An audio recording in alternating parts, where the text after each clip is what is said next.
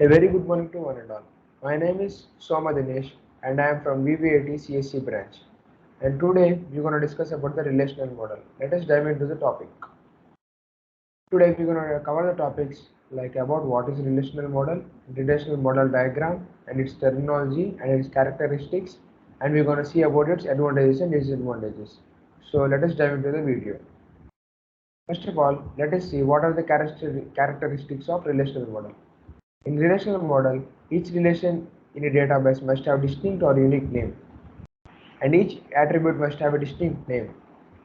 Duplicate tuples must not present in a relation. Like in relational model, must be no duplicate values for the names, and each tuple must have exactly one data value for an attribute, and no ordering is required for tuples. Similarly for attributes also.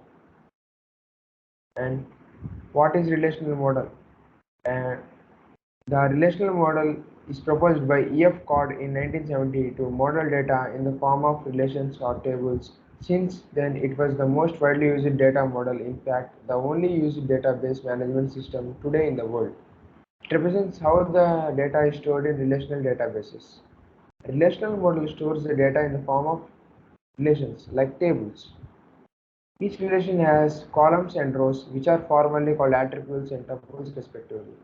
Each tuple relation is a real-world entity. And let us see the relational model diagram. The basic structure of the relational model diagram is tables. So the tables are called relations in the relational model. The figure below will help you identify the relational attributes and tuples in a relational model. Like by seeing the picture, we can understand about the relational model. It is describing about the employee relation, and it's having six entries of six employees. Like we can see that employee ID, employee name, salary and address. Like the values present in these are attribute values, and each data of each employee is considered as a tuple, and the names of each column like are considered as attributes. And the terminology we can understand by this. Relations or tables. The relations are saved in the form of table format. A table has two properties: rows and columns.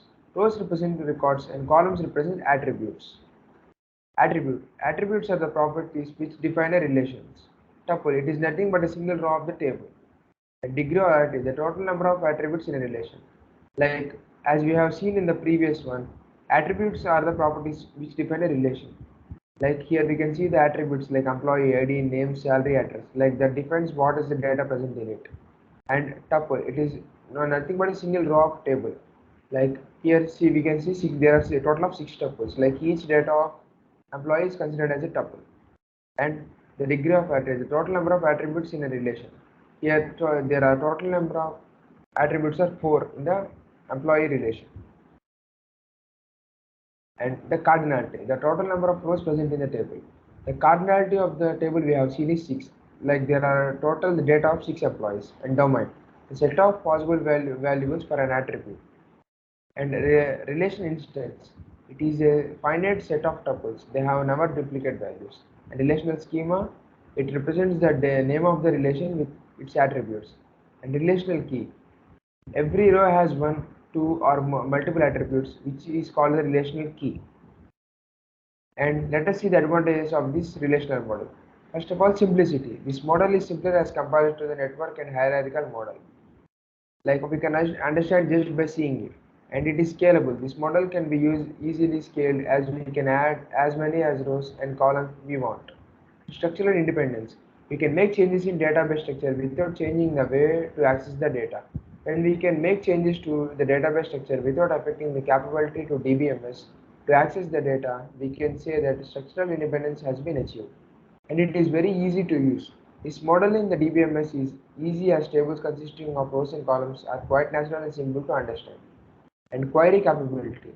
It makes possible for high-level query language like SQL to avoid complex database navigation. And data independence. The structure of relational database can be changed without having to change any application. And these are the advantages of relational model. And now let us see the disadvantages of relational model. Few relational databases have limits on field lengths which can't be exceeded. Like there is a specific limit that we can't exceed. And relational databases can sometimes become complex as the amount of data grows and relational between pieces of data become more complicated. Like a table will be look simpler if we have 10 values, but it will be look more complexer and more difficult to understand if we have hundreds or thousands of data. And complex relational databases may lead to isolated databases where information cannot be shared from one system to another system. This is also one casualty for relational databases. Thus, we have discussed about the relational model. Thank you for giving me this opportunity.